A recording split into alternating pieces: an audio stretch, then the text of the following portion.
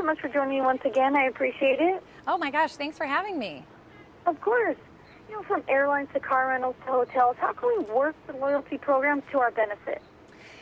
One thing that travelers need to keep in mind is that not all loyalty programs are created equal. You really have to read the fine print because some are good at getting you domestic flights, some are better at getting you international flights, and some are better at getting you hotel stays.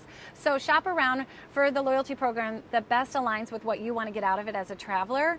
And secondly, look for those credit card programs that are going to give you a big bonus miles period. Like it's usually like a 3 to 6 month period right when you sign up. And it's an introductory offer, but it's wonderful because you could get as many as 13 miles per dollar spent versus the average is about 1 to 2 miles per dollar spent. So that's a great way to really maximize getting some loyalty points quickly. And last, I want to mention that I am at the Comfort Inn and Suites in Virginia Beach, and it's a beautiful day here. And they're a part of the Choice Hotels group that just did a survey on summer travel trends, and it found that about 1/3 of travelers are specifically influenced by their loyalty program in terms of how, when, and where they're going to travel this summer.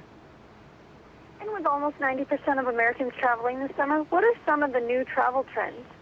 Some really interesting trends that the survey unfolded. And one is really, well, two among the younger travelers, those millennials. And that is that 1/5 of the young travelers are more likely to bring their pet along on their trip versus the older generations. So they're going to be looking for those pet-friendly hotels. And then also young travelers said they'd be more willing to lose their luggage than their personal cell phone. I thought that was really interesting insight. But across the board, the survey found that 3/4 of summer travelers are going to be driving to their destination this year and logging an average of 689 miles when they do. In fact, about half of those surveys said they would rather take a 2-hour drive than deal with a flight or a train or bus to get to their vacation.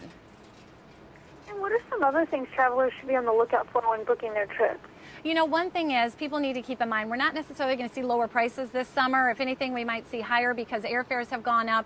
So look for ways that you can get more for your money. And one thing that's great about the Choice Hotels is they have the Comfort branded, they have the sleep-ins, and all of those properties offer you free internet and free breakfast daily. And if you're a family of 4 or 5, I have 3 young children, I know that really can add up the savings in terms of getting you a lot more for your money. And also really hotels across the board are stepping up the guest experience. They're really investing in creating a better experience for guests. So I think anywhere you go this year, you're going to see a lot more for the better.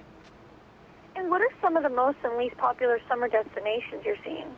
Of the people surveyed, about 50% said that they would prefer to go to a beach, like me. And but after that, people said mountain destinations would be their second favorite. City escape is third. The least popular choice was camping. And as far as the busiest month, people will be doing most of their travel in August. And do you have any additional tips or information you'd like to share with us? You know what? A great place to go for all the survey results and more information is choicehotels.com. Well, thank you so much as always, Kendra. Have a great afternoon. Thank you. You too. Thank you. Bye-bye.